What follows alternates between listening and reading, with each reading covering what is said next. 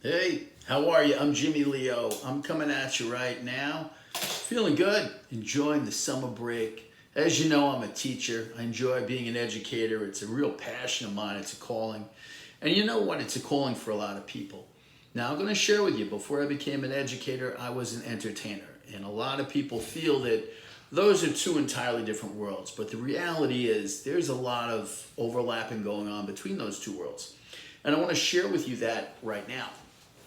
Now, the great thing about both of them is you are, for the most part, front of the room.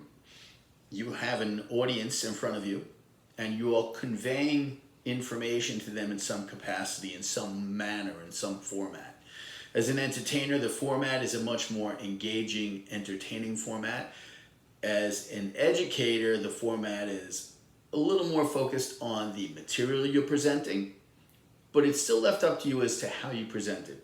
A lot of times I meet people who are dry with their presentation and they cannot understand why it is that their students, their audience, are not getting into it, are not caring more. Well, it's a big deal these days. We're dealing a lot with students of all sorts who are at a point where they don't really have to care about the success as much. I hate to say that we live in a world where everyone gets a trophy, but that's pretty much the way things are rolling. And as a result, there's a lot of people, a lot of students of all kinds, all ages, and even those of you who are facilitators, who teach middle management or employees, you understand as well. There's not as much skin in the game on the part of your students, your audience. So what's the secret?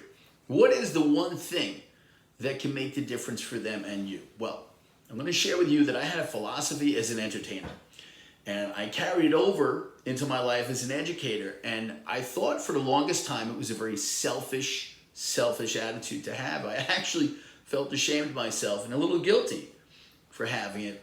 And then I read Stephen Covey's 7 Habits of Highly Effective People and discovered the 7th habit is called sharpen the saw, which means, very simply, if you don't take care of yourself, you will not be able to continue taking care of others around you. And it's a very simple but dynamic principle.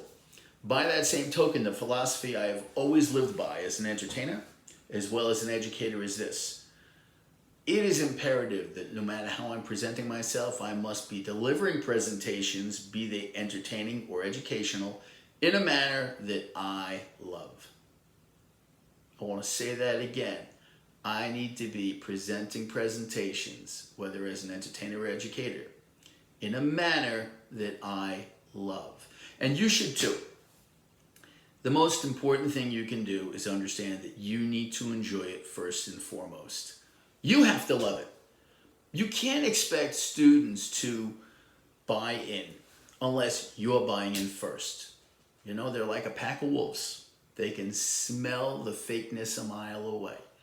And if you're standing in front of them educating and you're just going through the motions, they know it. And if they have to choose between listening to someone present content they may not even want to hear, content that that person themselves isn't even really buying in on, versus, say, being on their, cell phone, they're going to be all about the cell phone. So you have to love it first. You have to enjoy it first. You have to just totally buy in. And for that to happen, you got to make it fun for you.